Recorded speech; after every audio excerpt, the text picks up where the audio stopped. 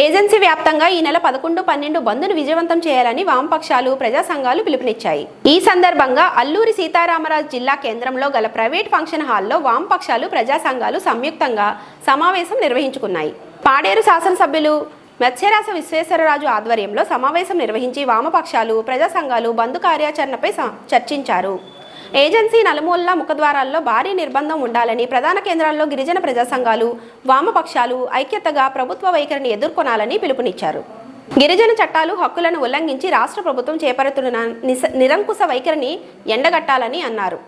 ప్రత్యేకంగా జరిగిన ప్రాంతంలో చట్టాలను ఉల్లంఘించి పెట్టుబడిదారులను గిరిజన ప్రాంతాన్ని కట్టుబెట్టే ప్రయత్నం చేస్తున్న ప్రభుత్వం తీరును తీవ్రంగా ఖండించారు.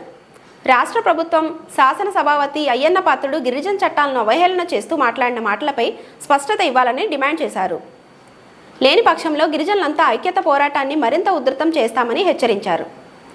ఈ కార్యక్రమంలో గిరిజన ప్రజా సంఘాల నాయకులు, వామపక్షాల పార్టీ నాయకులు తదితరులు పాల్గొన్నారు.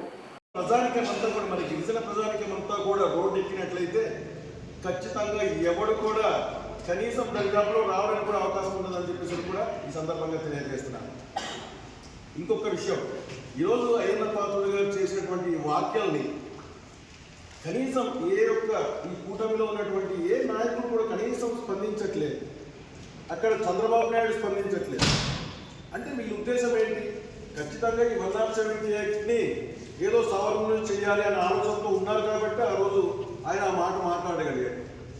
కాబట్టి ఈయన చేస్తున్నటువంటి ఈ ఆలోచనల్ని, ఏదైతే చేయాలనుకున్నటువంటి ఆ పనులంతా కూడా మనం తిప్పి కొట్టాలంటే ప్రధానంగా ఈ 2 రోజుల బంద్ మాత్రం కనీవిని ఎరగని రీతిలో ప్రతి ఒక్కరు కూడా, ప్రతి మన గిరిజన ఎవరైతే ప్రతి ఆదివాసీ కూడా రోడ్డెక్కి మన యొక్క గలాన్ని మనం వినిపించగలిగితే ఖచ్చితంగా ఎవరు కూడా మరొకసారి ఇటువంటి ఆలోచన పంపించి మరి అనంతగిరి హెడ్ క్వార్టర్ మొదలుకొని అరకు వెళ్ళి గుండెగూడ, ఉప్పుపేట, పాడేరు, అలాగే దిమారుల, చింతపల్లి ప్రధానంగా ఈ హెడ్ క్వార్టర్స్ ఉన్నాయి. ఇందులో ఉన్నటువంటి ప్రజా సంఘాల ప్రతినిధులు, అన్ని పార్టీల రాజకీయ ప్రతినిధులు అందరూ కూడా ఎవరి మట్టుకు వాళ్ళు మనం వచ్చి సంఘీభావంగా రోడ్డు మీద రోజు వచ్చినట్లయితే మరి ఇది చాలా వరకు మరి మనం సాధించగలమని చెప్పేసి నేను తెలియజేసుకుంటున్నాను. అదేవిధంగా మరి రేపు మరి మిత్రులు, గిరిజన సంఘం మిత్రులు బైక్ ర్యాలీ నిర్వహిస్తున్నారు.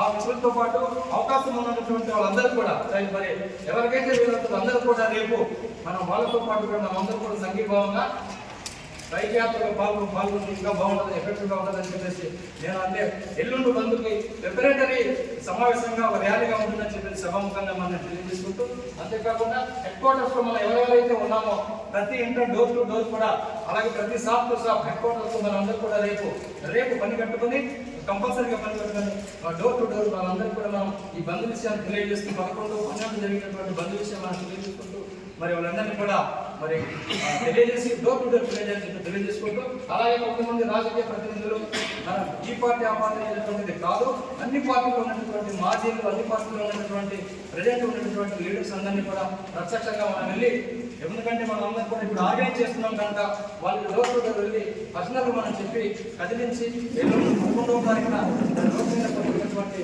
మరి విధంగా వాళ్ళని మనం ఇంటిమేషన్ ఇవ్వాలని చెప్పేసి మరి నేను తెలియజేసుకుంటూ, మరి ఆల్రెడీ దండకర్ణ లిబరేషన్ ఆర్గనైజేషన్ నుండి చింతపల్లిలో ఆల్రెడీ కళాశాల టీమ్స్ అక్కడ లోకల్గా టచ్ చేయడం జరిగింది.